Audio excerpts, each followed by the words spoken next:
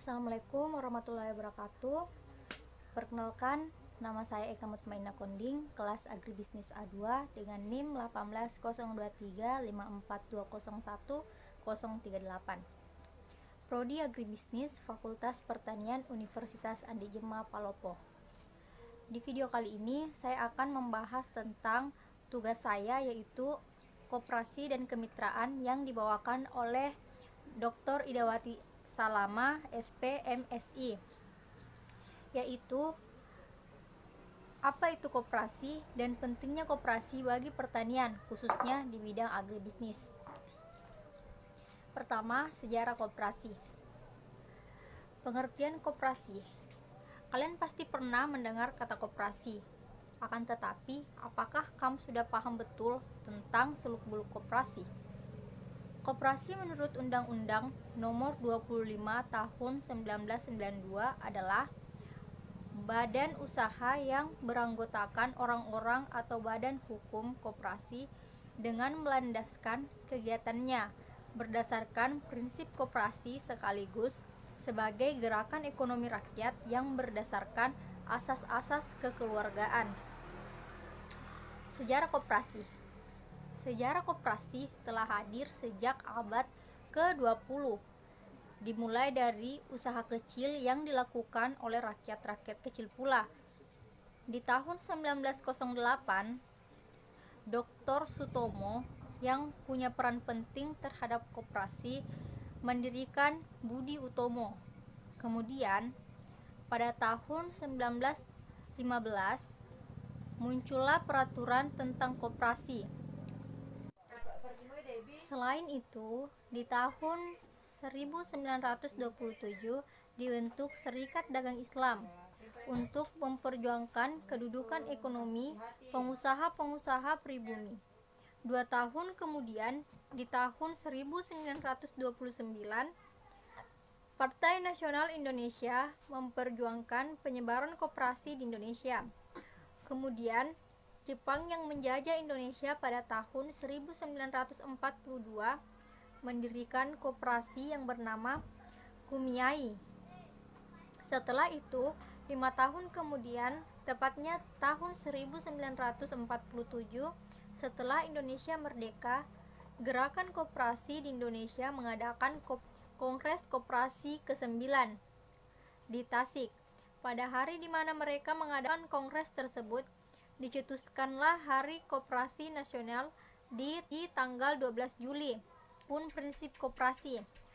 Koperasi memiliki prinsip tersendiri, yaitu keanggotaannya bersifat sukarela dan terbuka, dikelola secara demokratis, pembagian sisa hasil usaha atau SHU dilakukan dengan seadil-adilnya dan juga sebanding. Balas jasa yang terbatas terhadap modal dan adanya rasa kemandirian. Adapun fungsi koperasi.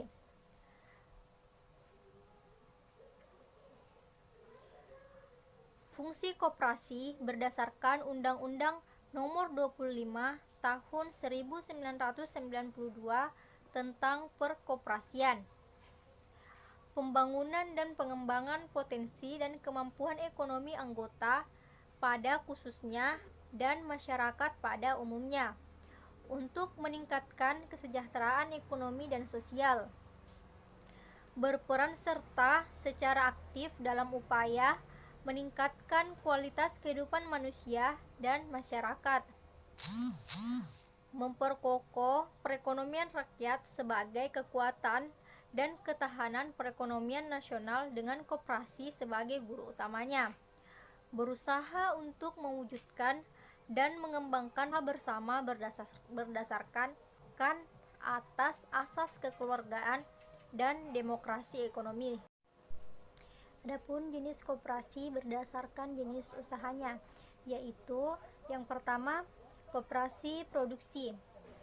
Terdiri dari produsen yang termasuk dalam orang-orang koperasi yang mampu menghasilkan, membuat atau menciptakan barang maupun jasa. Koperasi ini melakukan kegiatan penyediaan peralatan produksi dan penyediaan bahan baku untuk proses produksi.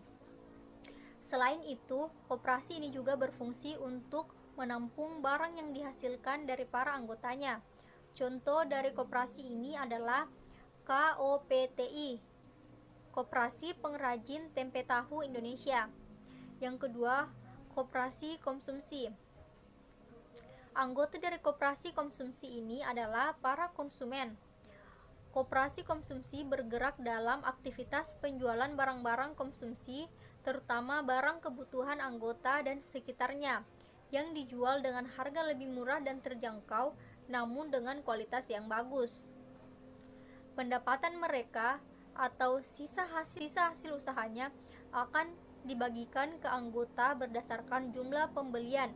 Contoh koperasi konsumsi KPRI, Koperasi Pegawai Republik Indonesia. Yang ketiga, koperasi simpan pinjam. Koperasi simpan pinjam bisa disebut juga dengan koperasi kredit.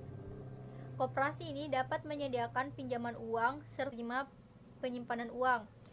Uang pinjaman yang mereka siapkan merupakan uang yang dikumpulkan oleh masing-masing anggotanya.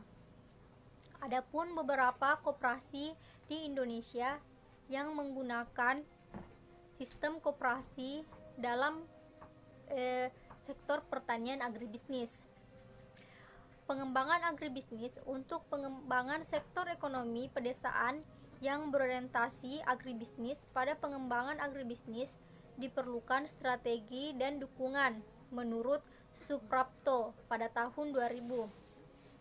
Strategi pengembangan agribisnis antara lain mengembangkan komoditas unggulan, menumbuh kembangkan kawasan industri pertanian pada sentra-sentra pengembangan agribisnis komoditas unggulan, meningkatkan kegiatan-kegiatan promosi dan penanganan mutu produk serta kemasannya, menumbuh kembangkan wirausaha bidang agribisnis, menumbuh kembangkan teknologi tepat guna berwawasan lingkungan, menumbuh kembangkan industri-industri pendukung agribisnis, menumbuh kembangkan usaha kecil dan menengah untuk menjadi motor penggerak agribisnis.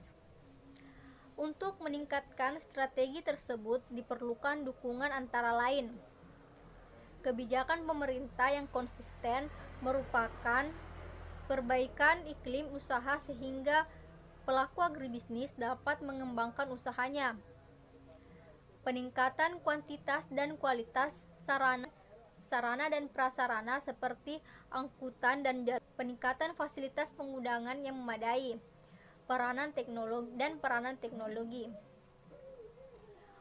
Kualitas sumber daya manusia akan menentukan keberhasilan agribisnis dalam memasuki persaingan global. Untuk itu, perlu pengembangan kualitas dan kuantitas manajer profesional yang berwawasan global baik untuk skala kecil maupun menengah dan meningkatkan kemampuan kelembagaan pertanian nelayan seperti kelompok usaha bersama agribisnis atau KUBA, Koperasi Agribisnis Komoditas Unggulan atau KOPA-KU, kemitraan antara petani nelayan dengan pengusaha penyedia modal, pemasaran dan pengelolaan. Adapun contoh-contoh koperasi yang sukses di berbagai daerah di Indonesia, yaitu Koperasi Pertanian Gemah Pak Agung di Kabupaten Kupang, NTT, Koperasi Mitra Malabar, Jawa Barat, sukses tembus pasar kopi Eropa, dan yang ketiga Koperasi Gapoktan, Tani Sehat, Kedung Bokor, Brebes.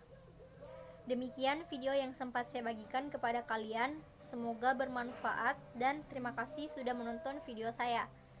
Assalamualaikum.